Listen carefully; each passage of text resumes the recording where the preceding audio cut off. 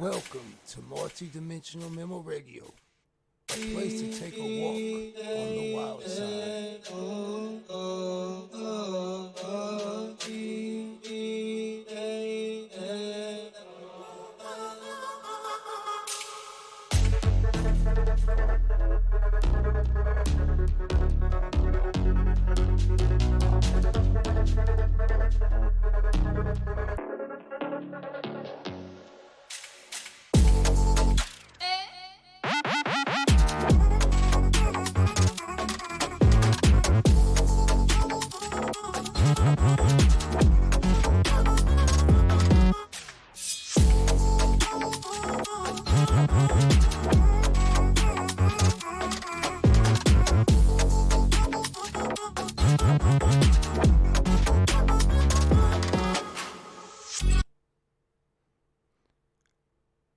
I sat there, numb, in shock, and speechless,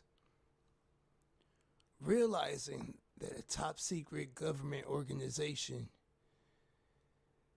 knew about me. Not only did they know about me, they wanted to use me to help them find others like me. It was a weird feeling. But because I had spent so much of my life feeling like there were no other people like me, I was intrigued. So I went to the next file, and here's the audio copy of it. 2004 13th of January Esterberg's Sewer District, Częstochowa, Silesian Voivodeship, Poland. Queen Mab was dying. Not all of her. Naturally, for such an ancient and godlike being like Mab to even conceive of its own full and genuine death was unthinkable. However, the part of the queen that was currently occupying the meat puppet strung together by magic and nested in the dead body of Aisling Fiat could very much feel the mice crawling on its twisted back.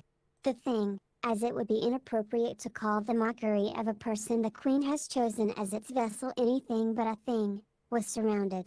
From every corner of the tight room it had previously thought to be its ally, new enemies emerged one by one. As an army of furious anarchists began to surround her, led by two brothers who had joined themselves to the four who swore to hunt her down, Mab felt truly scared. For the first time since her fall so many millennia ago, the only emotion occupying her nearly endless mind was actual, genuine panic. She couldn't quite decide what she hated more, those four puny mortals for even instilling her with that alien emotion, or herself for allowing her own body to consider said emotion for even a moment. And soon, that fear turned into anger. Mab knew she couldn't fight the 100 or so people that stood before her, hell-bent on nothing but bringing her down. Not without inadvertently killing this host, at least. A series of impossibly fast thoughts through her soul, she looked deep down into her own psyche. It took a terribly long millisecond for her to find the solution she was looking for. But when she did locate it, a twisted grin slowly entered her dried-up lips. There was only one plan, one card to put all of her money on that could give her enough time to gather the strength that was necessary to take those four hunters down. And she was going to do anything it took to make that plan a reality. Knowing what must be done, she made her puppet lift its hands. With a wild flash of green light, desperate power started to run through those twisted fingers, filling them with more and more of Mab's own skills. When the transfer was finished moments later, the Fey Monarch simply whispered a few words in a language so ancient as to be almost non-existent. And the spell was sealed. As the final syllable of the invocation left the creature's mouth, a sudden sleepiness overtook everyone within the hall. Unable to resist such a divine grasp, all of the anarchists alongside Adam Angevin and the Willis brothers suddenly fell to the ground, blissful snooze in their closing eyes. But the four that dared to lead the hunt against Mab, Marie Serrant, Nobody Damian Novak, Jesse Rivera, and Magdalene Cornwell, weren't let off so easily. Instead, she forced a different spell upon their minds. One that would trap them for so long their resistance against Mab would be nothing but useless. With no power that could rival the Queen at their disposal, the four fell into sleep, too. Marie woke up to hell. The world was burning. From every corner of reality, flames burst out, accompanied by the cacophony of clashing steel, rough human screams, and demonic screeches. But the cold, black stone of the twisted castle that encompassed the entirety of reality didn't seem much bothered by it. It has already seen this cycle of violence a million times, witnessing the countless wars between the demons that built the keep and the human souls they tormented. It was more than ready for another repetition. Realizing where she was, Marie just sighed. Not even half a year has passed since she climbed out of this hell, and it was already trying to get her back. She couldn't even muster enough surprise to be scared or angry. But then again, what was she supposed to be afraid of? She had already defeated the lord of her own demise, breaking the wheel of violence that ran this particular afterlife. She knew that part of her life had concluded months ago. The thousands of demons and skeletons around her only cemented her knowledge that what she was experiencing was nothing more than a puppet show. So she sighed once more. Sarat navigated carefully through the castle in front of her, relying on her vague recollections from her initial encounter with 5572. This time it was different. It was more twisted and uncaring than she remembered it being, as if there was some conscious intent of maliciousness behind its design. Her skeletal hands caressed the cold stones as she tried to make her way past the duels and wars and fears and deaths into the throne room that hosted the demons she needed to kill to get out. Or, at least, the demon she had needed to kill to get out the first time she had been here. Minutes turned into hours, hours, into days. But Marie wasn't traced a quitter. She walked and she walked and she walked and she walked as she traveled the endless, mind-bending corridors of the keep at the end of reality. She didn't notice the fighting calming and eventually dying out entirely until the silence of it all hit her, and she was left entirely alone. And it was only then, when she got so away from the conflict, from the very essence of this trap, that she found her way before those gigantic doors. Though they were much, much different this time, she didn't need any signs to tell her that she had reached her destination. With a will filled with nothing but determination, she put her hand on the handle, and entered through. The hall wasn't like she remembered it being, but after so many changes being done to her own personal hell, she wasn't even all that surprised. The pit of previously dead Foundation personnel was now replaced by a mass grave of corpses that looked like Marie, extending down into infinity. Crossed only by a single translucent bridge, the whole lacked anything that could hide its insides, as if it tried its very best to tell Sarat what soul fate awaited her in here. At the end of that platform, sat atop a pillar that stood tall in the middle of the pit, a single throne sat. Crafted from wooden gems she barely recognized, it hosted just one, measly figure atop it. A figure so small you could almost miss it, if it wasn't for the intense hatred its mere existence resonated into the area around it. Realizing who it was that replaced the demon that ruled 5572 before, Marie simply tightened the grip on her knife, a twisted smile manifesting her inside will to fight the being in front of her. From above the seat, Queen Mab grinned back. As nothing but silence rang in her ears, Magdalene Cornwell opened her eyes. The white ever-present sun immediately filled her vision didn't do even slightly enough to differentiate itself from the surrounding stillness. It took less than 3 seconds for the fear to settle in. Her heartbeat doubled within an instant as her eyes feverishly scanned the area around her, desperately trying to find anything that wasn't a flat, white surface within her reach. There was no sky, no sun, no horizon, and no light where she now stood, only an ever-increasing pale plane of blinding monochrome. Cornwell took a step forward, in an attempt to see if it all wasn't just some elaborate illusion, a temporary trap put onto her mind by the Queen's spell. Deep down, she hoped that if she tried hard enough to walk forward and reach beyond this land, she would find the real trap, A place that wasn't like this. That wasn't non-existent. Even deeper down, she knew that hope was useless. But she continued to run all the same. 1 meter after another she ran, her boots touching a ground she would not feel, a ground she could not feel. As if it wasn't even there, the shoes simply rebalanced off of the flattest surface she could imagine, propelling her forward quickly enough to give her the illusion of progress. But the rest of reality quickly reassessed these fantasies of advancements as hour after hour passed, and the world remained the same. Now, there was no longer just fear and confusion that lived inside Cornwell's guts. Soon, pure terror joined them as their new roommate. A sudden realization struck her, making her consider only one thing. Now, where were the others? Surely, she thought, they could not be here with her. Even if the new world was equally bland to them as it was to her, they could absolutely never share one. It would defeat the point of the torture, would it not?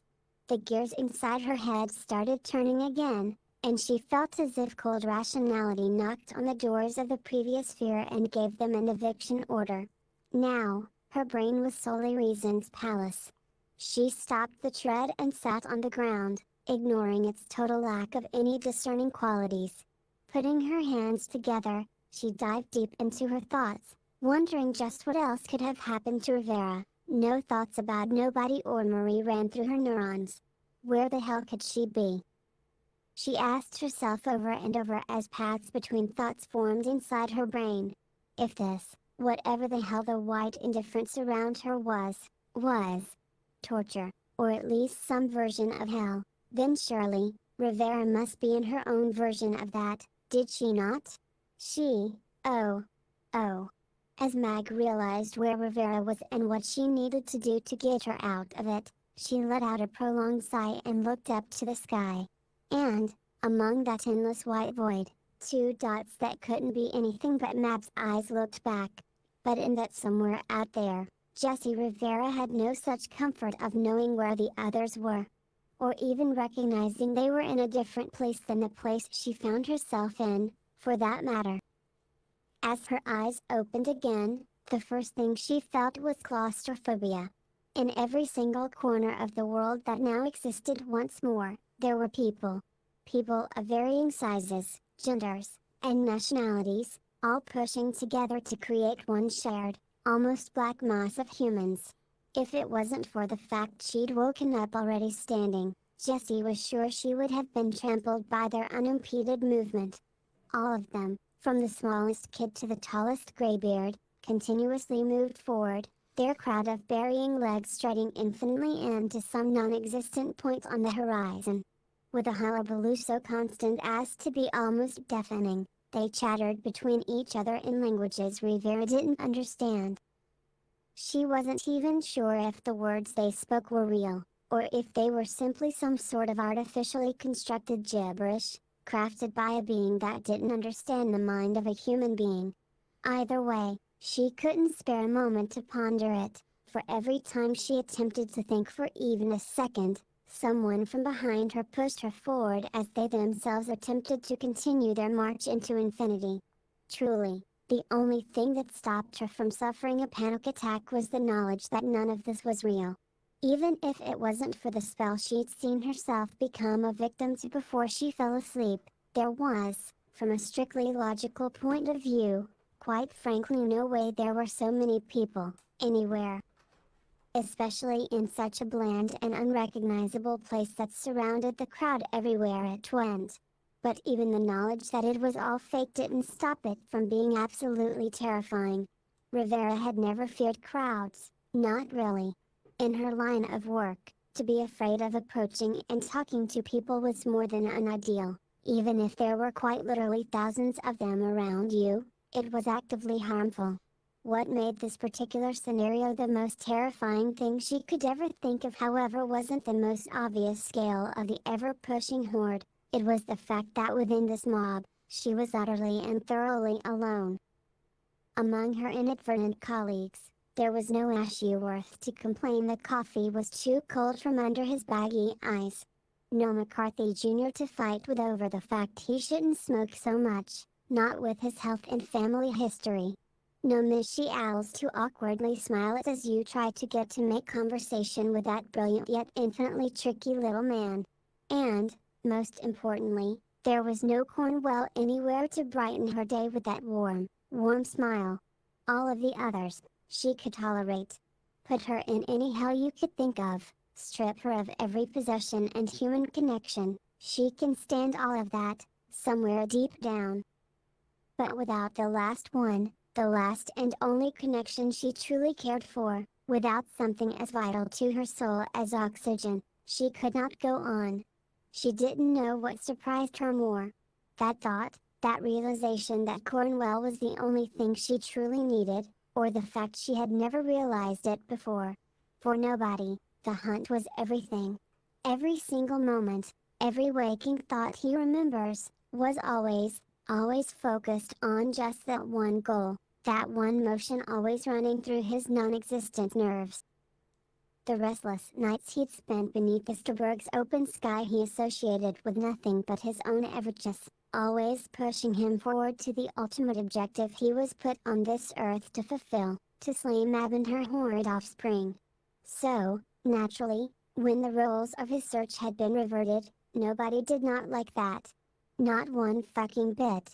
Treading between the dense floor of the forest before him, nobody swore, the words too quiet for his unstoppable hunters to hear.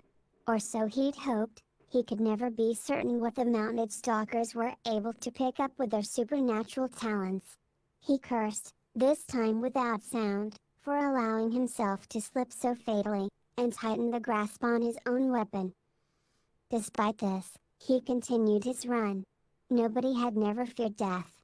Not even when he had still been a person, but something deep inside him forced him to run ever since he woke up inside this never-ending forest. He didn't even need the constant reminder of the whistles and mocks of his pursuers to make him try to escape. Like a scared animal, he just had to try to get away. There was simply no other option. As nobody stopped for just a single moment to try and catch a breath, he noticed his hunters hunting among the tree line. With an almost elven grace they rode their unicorn mounts, bows of pure irelight aimed directly at nobody's head. And behind them walked the queen, her hubris and power emanating from every single fiber as she made it blindingly obvious she could see nobody no matter where he tried to escape. Though he knew there was no way their weapons could actually hurt him, he was still a skeleton, after all. Some alien feeling within his soul made him panic at just the sheer thought of his oppressors catching up to him. Nobody swallowed hard with irreal saliva going down his equally imaginary throat, and he once again picked up his speed. After all, the rabbit inside him did not want the wolves to get him. Not before he could get to safety, at least. With the few remaining bits of self-consciousness still inside him, nobody swore again, realizing how perfectly ironic this whole situation was. He knew the queen was petty, but that her gripes would go to such degrees came as a surprise, even to him. The thoughts that were still unstained by whatever spell of panic she put on him were too few to formulate a clear plan, though, so nobody just gave in to the fear of bloodlust forced upon him, unable to resist for even a minute. And yet, even despite all of that individuality suppressed into almost non-existence, nobody's mind still remained livid. Livid just enough to hate his own fate. And livid just enough to accidentally realize how to escape it, too. No matter how much he resented the plan he was about to put into motion. Where was she? Where in the world could she possibly be? There was an almost calming quality to the white noise of Mag's personal hell. If not for the thoughts currently running through her head, that lack of sound would be terrifying, only a reminder of the boundless loneliness all around. But it wasn't. Instead, it came as a surprisingly good background to bounce her own thoughts off of. She used that universal background to her own advantage the best she could. Using her finger as a marker, Mag touched the ground. One word, one memory after another she put her thoughts to paper, her eyes still closed. Running her hands through the black canvas, she shaped it with the collective imprint of her recollections of Rivera. as an echo of what no, they had once lived through together reverberated through nothingness. There wasn't anything that could stop those thoughts. No sounds, no places, no people. Making the most of that absolute monotony of nothing all around, Mag continued her chore, relentless even after hours of work. And yet, none of those hours felt like they actually took their time. The eyes up in the sky could do nothing but watch, terrified at the woman they thought they had chained down disobeying her own hell. The queen behind them tried to scream in anger at someone defying her own magic, but she simply could not. All she was able to do now was to observe. Observe as Mag, as immortal, as a human, formed together a star map of memories of another man among nothing but loneliness. In time, that map came complete. Created by pure accident, an expression of love for another human being, the emotions binding it together snapped with energy as the circle closed. It was surging with energy. Now, a silent humming of boundless, genuine compassion ran through its veins, burning with heat so warm it could melt the ice that surrounded their hearts. Mag was never good with spells. Or any magic, for that matter. But as she walked back and witnessed her creation, her cheeks all burning, she now saw that that was simply not true. A small smile entered her face, and she touched the shape that stood before her. From every corner of its infinitely complex structure, memories came, flooding her brain with not happiness, no, safety. That red hair, always smelling like autumn no matter the weather. Those purple eyes, always so happy in their freedom. And that soft skin, always so warm despite the world's ever-present cold. Mag inhaled, taking in every single sensation, every single emotion she could gather from that collection of hers, and she took the first step forward into the circle. There was no fear within her, how could there be? She trusted what lay before her too much to even doubt that it would work. And, as she touched the ground, her hand trembling, she fell through it to the other side of the world. There wasn't even a second of uncertainty in Sarant's actions. The very moment she saw that stupid goddamned grin, she knew what she had to do. Grabbing her knife and brass knuckles, she rushed at Mab. The fake queen smiled, the expression similar to that of a flycatcher preparing to take its prey. She stood up, superiority visible in her eyes, and took the first step forward. She too knew what was about to transpire. In fact, she had been very patiently awaiting it. As Marie's first attack reached the superficially immaculate cheek of her enemy, Mab simply laughed. She snapped her fingers, and her body reflected the skeleton's arm as if it wasn't even there, a bubble of green energy reverberating around the queen. The thermic backlash whirled around in the hellish air for a few seconds before disappearing in a flurry of rainbow sparks, much to the Fae's approval. But even seeing that shit-eating smile, Sarant didn't give up. She just doubled down. The punches became quicker and quicker until they were nothing but a blur, Mab's shield still withstanding. Though Sarant's resolve was great, the queen seemed to almost be indifferent to her existence, grinning all the way through the unending barrage of attacks. She then raised a hand, the movement so uncaring as if she was swatting away a fly, and a great wind rushed through the cold, dark hall. It fought against Marie, targeting her in her only, and it made her back 1, 2, 5, no, 10 meters. Suddenly, as Mab span her fingers once more, it turned into an all-out hurricane, and threw Sarant against the black walls of the castle around her. As the wind died out, Marie fell to her knees. There was no strength left inside of her, now. Just a chilling exhaustion, as if the breeze fell right through her body and mind and stole all of that heat from her. And in that moment, she felt a cold stab in the middle of her soul.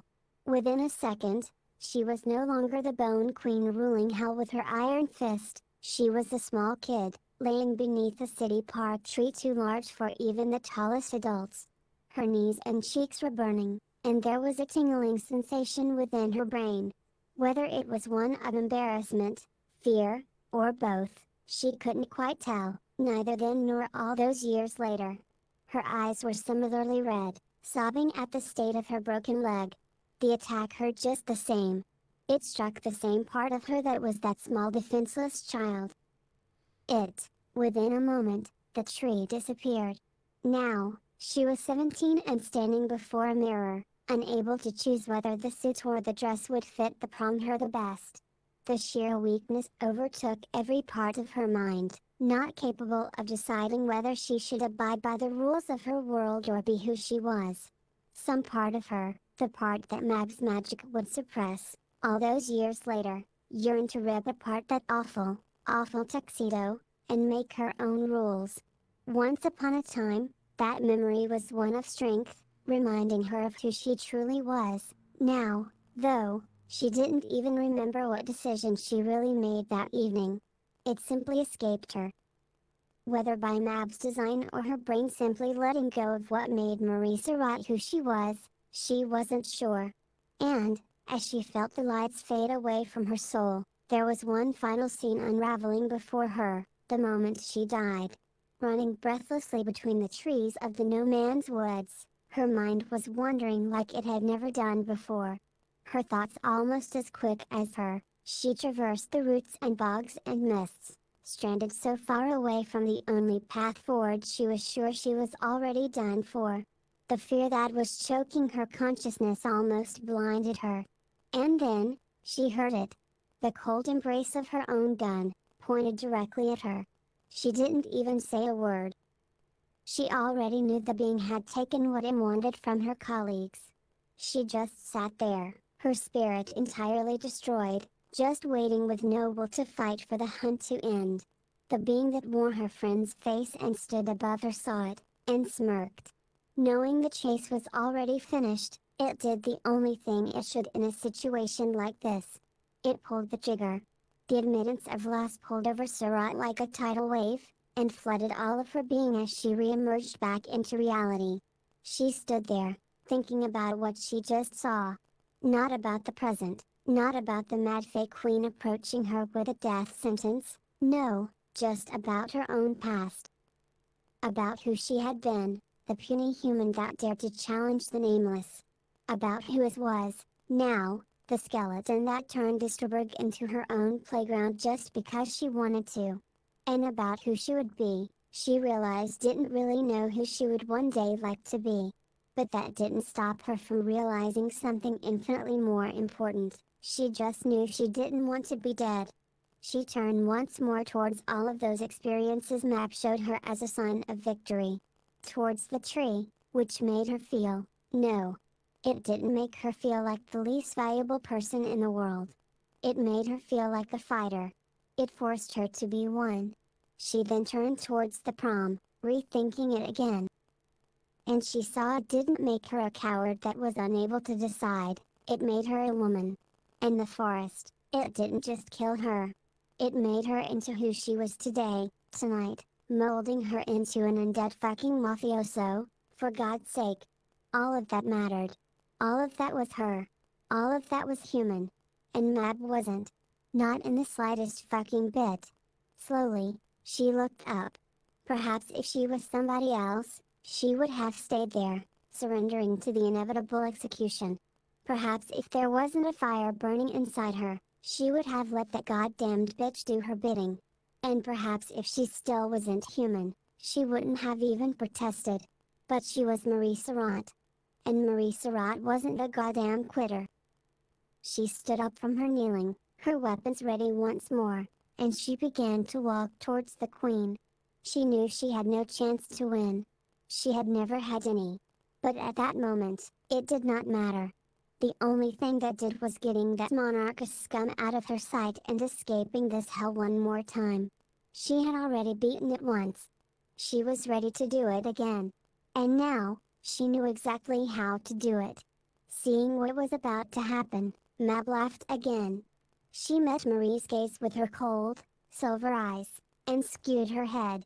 "What a pathetic little creature you are," she said with an almost humorous tone. "Pray tell, what are you trying to achieve, exactly?" Her fingertips sparked up with green energy, and a barely visible shadow diadem formed itself above her head. Her smile deepened. Sarat grimaced. I'm not scared of you, you bitch. She scoffed, spitting on the ground in her mind.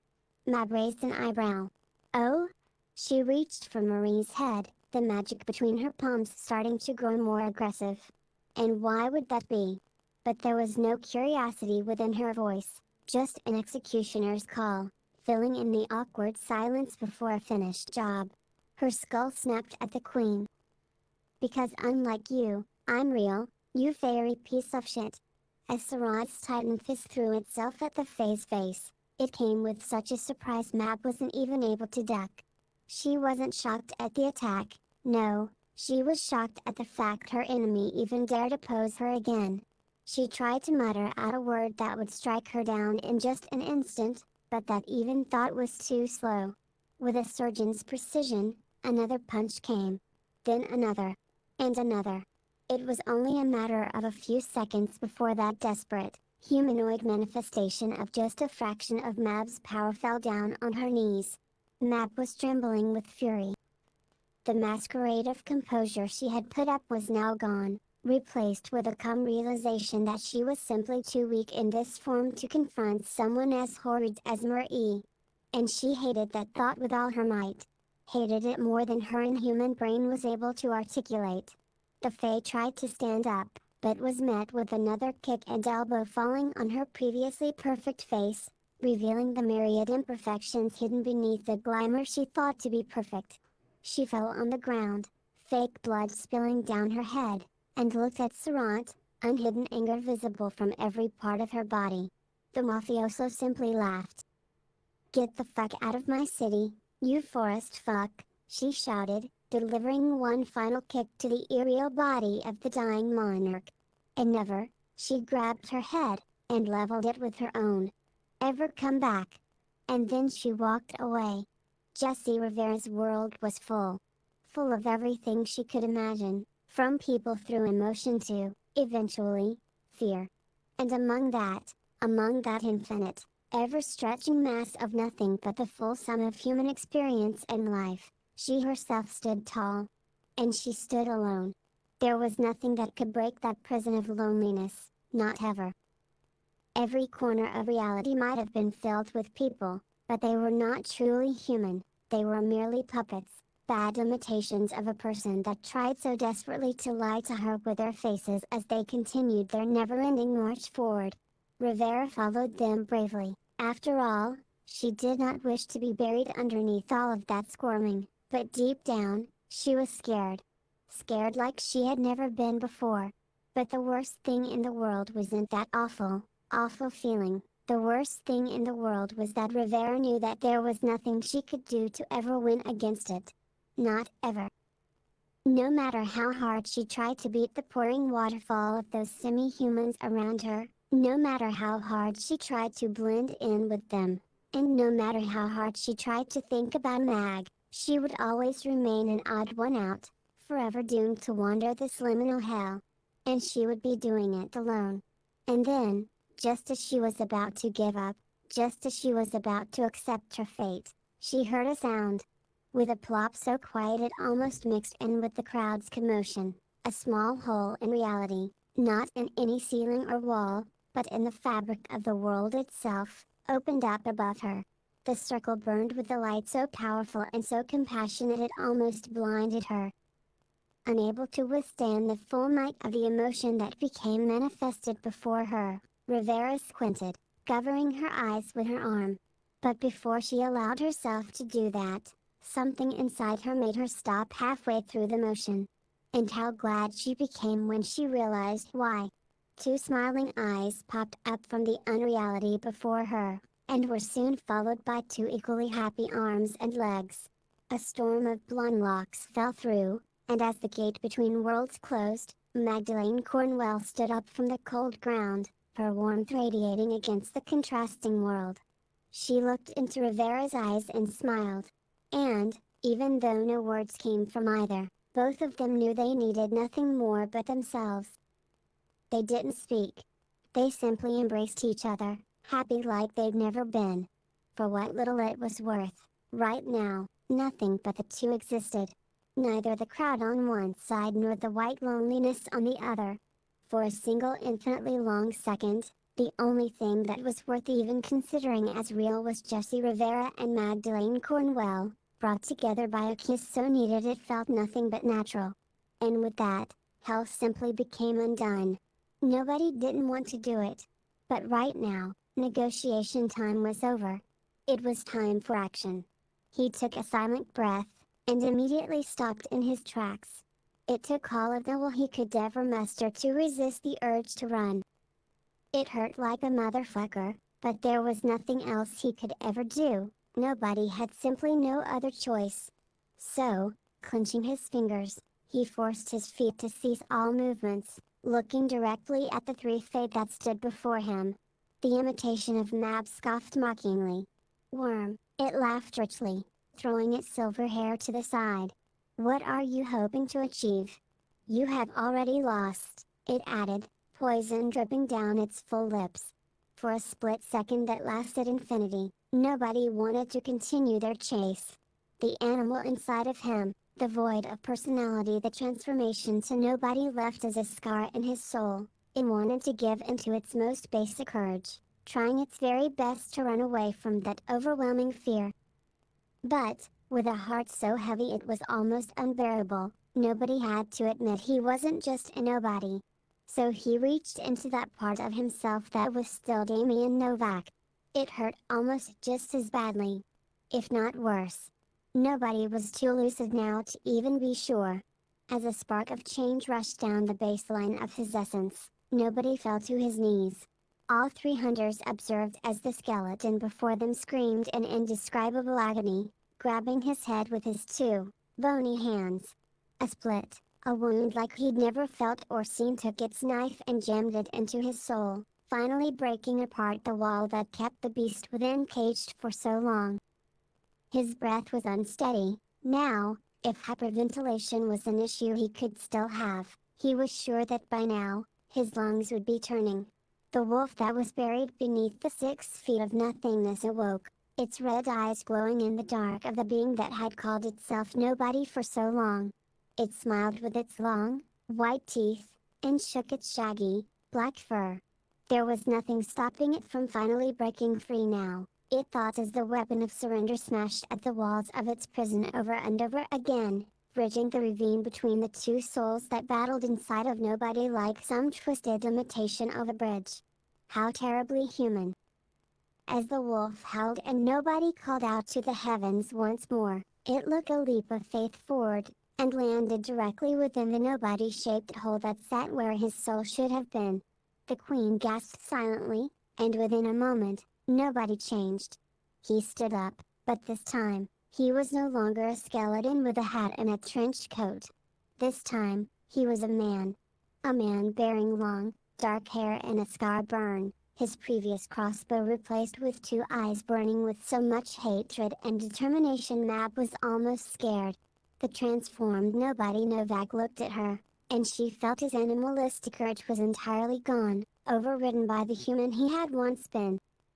The only thing that stood within his mind now was the consciousness of man, hell-bent on doing the only job it was summoned to do, get rid of Mab. The queen took a step back. But it was already too late. Her hunter put his hand up and pointed a finger at her. Around it, sparks of Novak's magic and jolts of nobody's weaponry started to dance, ready to let go at their horde target at any moment their bearer wished to. He looked at Mab, pure disgust in his face, but instead of getting it out of his system, he simply gathered every single quark of repulsiveness, every bit of anger, and every atom of fear he still had within him. He gathered it up and pointed it to its finger, which furiously challenged Mab and her integrity. And then, he fired. For a moment, he let the part of him that was still him mix with the part of Mab that was still Mab, and, with a gaze so furious it was almost blinding, it whispered one quiet word into the pointy ears of the part of the queen that dared leave her full soul and enter Disturberg. Die. And so, it did.